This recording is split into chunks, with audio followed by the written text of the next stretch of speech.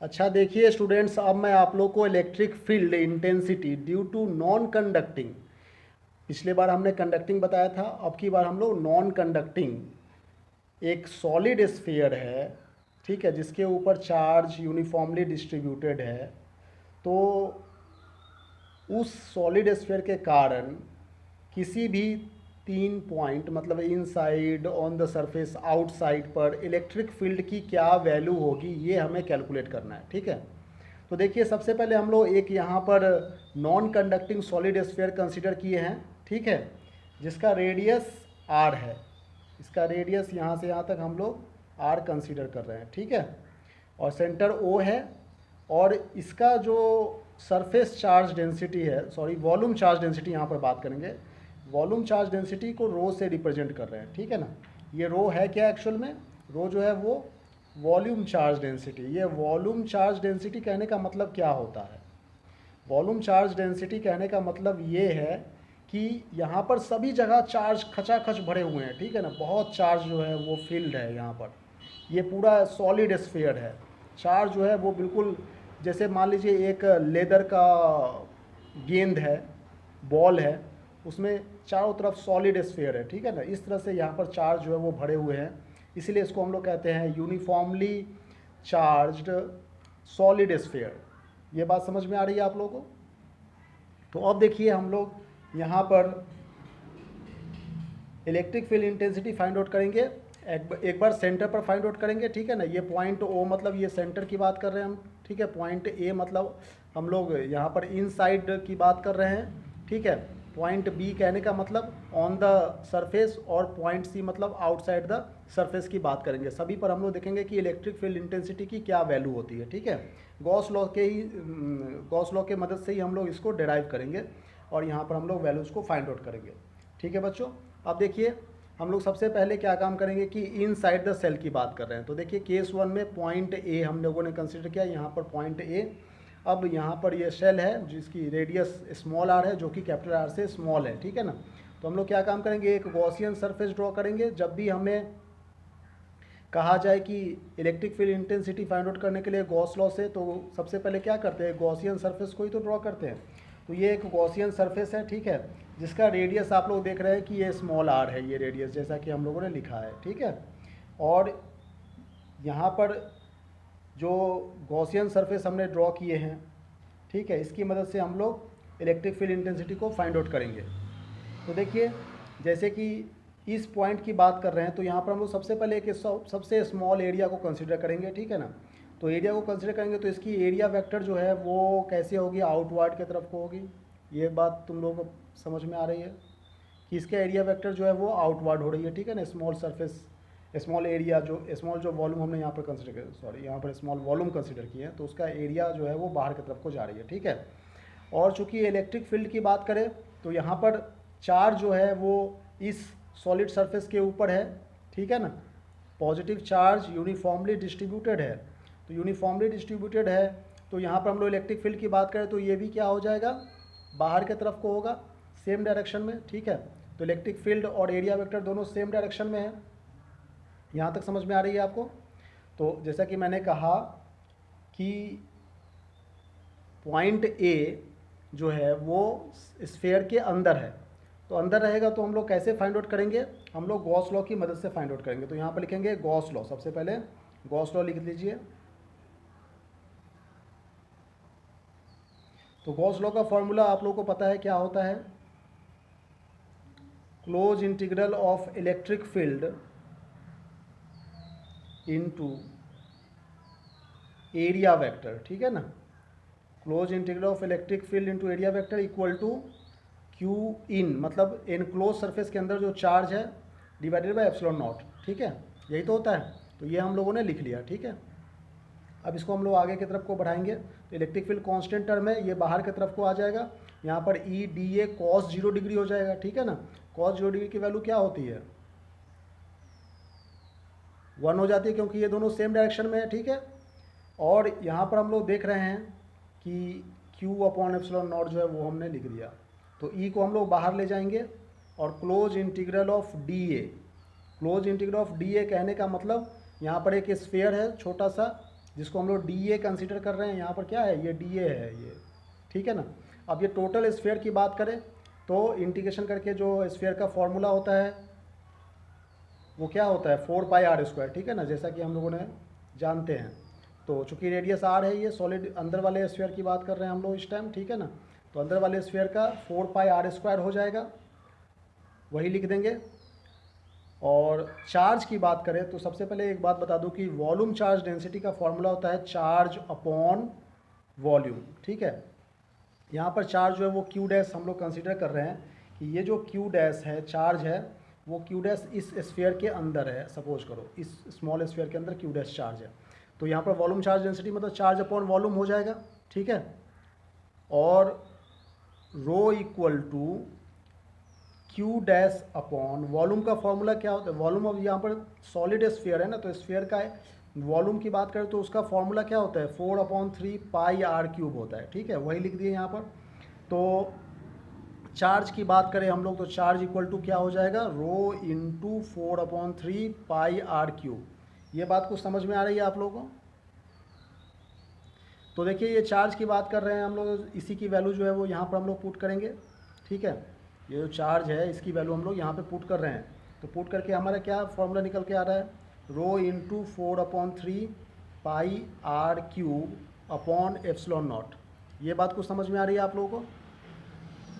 तो अब देखिए यहाँ पर आगे सॉल्व करेंगे इसे, तो लिखेंगे rho into 4/3πr³ upon epsilon naught. इसे और आगे सॉल्व करेंगे तो इलेक्ट्रिक फील्ड का फॉर्मूला क्या निकलेगा। अब देखिए एक चीज़ यहाँ पर जो कट रहा है 4π से 4π कैंसिल आउट हो जा रहा है, ठीक है, इसे हम लोग कैंसिल आउट कर देंगे।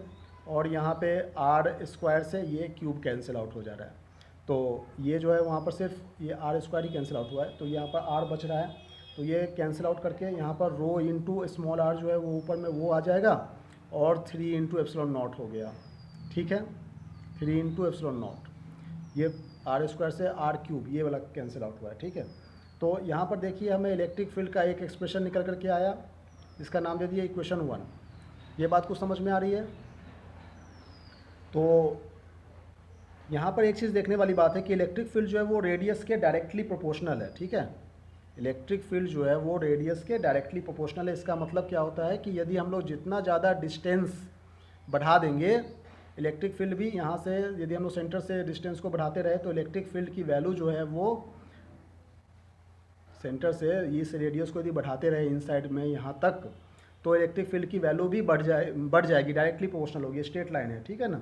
और यदि हम लोग एट द सेंटर की बात करें तो सेंटर पर रेडियस जो है वो 0 हो जा रही है, ठीक है ना।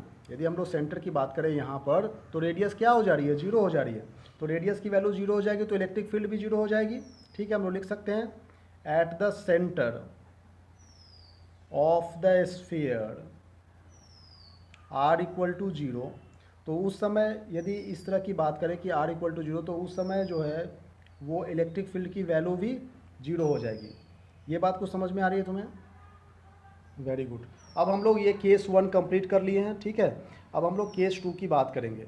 तो केस 2 में देखिए, केस 2 में अब की बार हम लोग सरफेस की बात कर रहे हैं, मतलब ये बी पॉइंट की बात कर रहे हैं। तो यहाँ पर आप लोग देख ही रहे हैं कि electric field at the centre पर अभी हम लोगों ने निकाला कि इलेक्ट्रिक फील्ड की वैल्यू 0 हो जाती है, ठीक है ना। और यदि हम लोग इन साइड की बात कर रहे हैं तो इन साइड में इलेक्ट्रिक फील्ड का एक्सप्रेशन क्या निकला था, अभी हम लोगों ने इक्वेशन 1 में देखे थे, rho into small r upon 3 epsilon naught, ठीक है ना। वही हम लोग यहाँ पे लिखेंगे electric field equal to rho into r small r into 3 into epsilon naught, ठीक है ना। काफ़ी इंपॉर्टेंट रिजल्ट्स है, इसको आपको याद रखना पड़ेगा, ये फॉर्मूला जो अभी ड्राइव होकर के निकला है, ठीक है। अब हम लोग ऑन द सरफेस की बात करें कि यहाँ पर इलेक्ट्रिक फील्ड का क्या निकलेगा, फिर आउटसाइड द सरफेस ये भी हम लोग देखेंगे, ठीक है बच्चों। तो एक एक करके देखते हैं। तो देखिए यदि हम लोग यहाँ पर केस 2 की बात करें, ठीक है, तो यहाँ पर लिखेंगे case 2 on the surface of the shell, ठीक है। तो ये जो हम लोग on the surface of the shell की बात कर रहे हैं, इस केस में ये r equal to capital R हो जाता है, ठीक है। तो यदि if small r equal to capital R है तो इलेक्ट्रिक फील्ड का एक्सप्रेशन क्या निकल करके आएगा, रो इंटू स्मॉल आर के जगह पर कैपिटल आर हो जाएगा और 3 इंटू एप्सिलॉन नॉट ही रख देंगे। ठीक है, ये जो हमारा एक इक्वेशन निकल करके आ रहा है इसका नाम दे देंगे इक्वेशन 2। ठीक है, और एक बात आप लोगों को बता दूं कि ये जो वैल्यूज इलेक्ट्रिक फील्ड की निकल के आ रही है ये मैक्सिमम वैल्यूज़ है, ये आप लोग को याद रखना पड़ेगा। ठीक है, अब यहाँ पर हम लोग केस 3 की बात कर लेते हैं। केस 3 में हम लोग पॉइंट जो है वो आउटसाइड रखे हैं। ठीक है ना, आउटसाइड द सेल। तो यदि हम लोग आउटसाइड द सेल की बात करें तो उस समय इलेक्ट्रिक फील्ड की एक्सप्रेशन क्या बनेगी, ये हम लोग अभी चेक करेंगे। ठीक है, बहुत ही आसान है। देखिए इलेक्ट्रिक फील्ड का जो हम लोगों ने एक्सप्रेशन निकाला था E equal to rho into small r upon 3 epsilon naught जो होता है वही तो हम लोगों ने यहाँ पे लिखा। ठीक है, अब इसके बाद हम लोग ये जो रो है, ये जो आप लोग रो देख रहे हैं, तो रो का फॉर्मूला हम लोग क्या जानते हैं, रो का फॉर्मूला चार्ज अपॉन वॉल्यूम होता है, वही हम लोग लिखेंगे यहाँ पर। ठीक है, चार्ज अपॉन वॉल्यूम, और जो बच गया R अपॉन 3 एप्सिलॉन नॉट वो भी हम लोगों ने लिख दिया। ठीक है, अब यहाँ पर चार्ज की जो वैल्यूज़ जो होती है वो हम लोग सॉल्व करेंगे कि चार्ज वॉल्यूम का फॉर्मूला क्या होता है 4/3 पाई आर क्यूब। ठीक है, ये हम लोगों ने यहाँ पे लिख दिया, और ये R/3 एप्सिलॉन नॉट भी लिख दिया। ठीक है, अब जो कैंसिल आउट हो रहा है उसे हम लोग कैंसिल आउट करेंगे यहाँ पर। जैसे मान लीजिए 3 से 3 कैंसिल आउट हो जा रहे हैं। ठीक है, तो क्या बच रहे हैं, ये ये 3 से 3 कैंसिल आउट हो रहे हैं, और ये जो R है वो यहाँ पर कैंसिल आउट होकर R² हो जाएगा। ठीक है, तो यहाँ पर हमारा क्या एक्सप्रेशन कैंसिल आउट होकर के बच रहे हैं वो लिखेंगे, तो Q upon 4 pi epsilon not into R²। ठीक है, तो देखिए इलेक्ट्रिक फील्ड का एक एक्सप्रेशन निकल करके आ रहा है, यहाँ पर हम लोग इलेक्ट्रिक फील्ड लिख सकते हैं, सभी में इलेक्ट्रिक फील्ड का एक्सप्रेशन यही है। ठीक है, तो ये एक बहुत ही इंपॉर्टेंट रिजल्ट निकल करके आया है। यदि हम लोग आउटसाइड द सेल की बात करें किसी भी पॉइंट पर, तो इलेक्ट्रिक फील्ड जो है वो Q upon 4 pi epsilon naught हो रही है। ठीक है, तो ये इसका नाम दे देंगे क्वेश्चन 3। तो यहाँ से आप लोग को समझ में आ रहा होगा कि इलेक्ट्रिक फील्ड जो है वो इन्वर्सली प्रोपोर्शनल है 1/r² के। ठीक है, अच्छा एक चीज़ और देखिए, ये फॉर्मूला इलेक्ट्रिक फील्ड का है पॉइंट चार्ज का, तो काफ़ी दूर जा रहे हैं ना स्फीयर से, तो स्फीयर जो है वो एक पॉइंट चार्ज की तरह बिहेव कर रहा है। ठीक है ना, इसलिए इलेक्ट्रिक फील्ड का एक्सप्रेशन जो है वो यहाँ पर इस तरह का निकल करके आ रहा है। ये बात आपको समझ में आ रही है। तो देखिए इक्वेशन 2 में जो एक्सप्रेशन लिखे हैं और इक्वेशन 3 में जो एक्सप्रेशन लिखे हैं ये हम लोग यहाँ पर लिख सकते हैं, जो एक्सप्रेशन हमें यहाँ पर चाहिए था। तो यहाँ पर इलेक्ट्रिक फील्ड का एक्सप्रेशन क्या था, rho into capital R upon 3 epsilon naught हो गया, और इलेक्ट्रिक फील्ड का आउटसाइड की बात कर रहे थे तो ये Q अपॉन R²। ठीक है ना, जो निकल करके आया। तो देखिए ये चारों फार्मूले आप लोग को याद रखने काफ़ी इंपॉर्टेंट है, न्यूमेरिकल बनाते समय काम में आएंगे। ठीक है, जो अभी डिराइव हुए हैं। अब हम लोग इसका कुछ ग्राफ जो है वो हम लोग देखेंगे फिगर 1 में, तो हमने ये डायग्राम बना दिया, और फिगर 2 की बात करें तो अब हम लोग ग्राफ की बात करेंगे। ठीक है, ग्राफ कैसे निकालेंगे, देखिए यहाँ पर हम लोग प्लॉट करेंगे ग्राफ के लिए y एक्सिस, और इधर x एक्सिस की बात कर लेंगे। ठीक है, यहाँ जो है वो डिस्टेंस फ्रॉम द सेंटर की बात कर रहे हैं। x एक्सिस में हम लोग डिस्टेंस फ्रॉम सेंटर, ठीक है, ये r डिस्टेंस जो है वो हम लोग प्लॉट कर रहे हैं यहाँ से लेकर के यहाँ पे x एक्सिस में, और y एक्सिस में हम लोग इलेक्ट्रिक फील्ड प्लॉट कर रहे हैं। ठीक है, इसमें इलेक्ट्रिक फील्ड प्लॉट कर रहे हैं, यहाँ पर r डिस्टेंस हम लोग कंसीडर कर रहे हैं। तो ये सेंटर O है। ठीक है, तो आप जैसा कि देखे हैं कि सेंटर O से इलेक्ट्रिक फील्ड जो है वो डायरेक्टली प्रोपोर्शनल है, इसलिए ग्राफ कैसा बनेगा, इस तरह का बनेगा। ठीक है, इलेक्ट्रिक फील्ड जो है वो रेडियस के डायरेक्टली प्रोपोर्शनल है, फिर जाके मैक्सिमम हो गया था। ठीक है ना, ऑन द सरफेस पर क्या हुआ था, मैक्सिमम हो गया था। तो अब देखिए यहाँ पर हमने मैक्सिमम को शो कर दिया है, यहाँ पर ये small r equal to capital R लिख सकते हैं। ठीक है, उसके बाद जो है वो यहाँ पर देखिए ये स्क्वायर में इन्वर्सली प्रोपोर्शनल हो रहा है, मतलब पैराबोला का फॉर्म बनेगा। ठीक है, तो यहाँ पर हम लोग पैराबोला का फॉर्म बना देंगे, मतलब 0 नहीं करेंगे लेकिन 0 टेंड्स टू कर देंगे। ठीक है ना, तो यहाँ पर आप देख रहे हैं कि इलेक्ट्रिक फील्ड जो है वो इन्वर्सली प्रोपोर्शनल हो रहा है स्क्वायर के, जो कि आउटसाइड द सेल की बात कर रहे हैं, मतलब R is greater than capital R हो रहा है, उस समय की बात कर रहे हैं। ठीक है, तो अलग अलग पॉइंट पर क्या बन रहे हैं डायग्राम्स हम लोग अभी देखे हैं इसको। ठीक ठीक है। तो इस फिगर में हम लोग क्या देखें, electric field, variation of electric field, यहाँ पर लिख सकते हैं ग्राफ जो है वो क्या है, ग्राफ है variation of electric field versus distance r. ठीक है, इसकी ग्राफ बनाने के लिए एग्जाम में पूछे जाते हैं, आप लोग इस ग्राफ को प्रैक्टिस करेंगे बढ़िया से। Thank you very much for watching this video.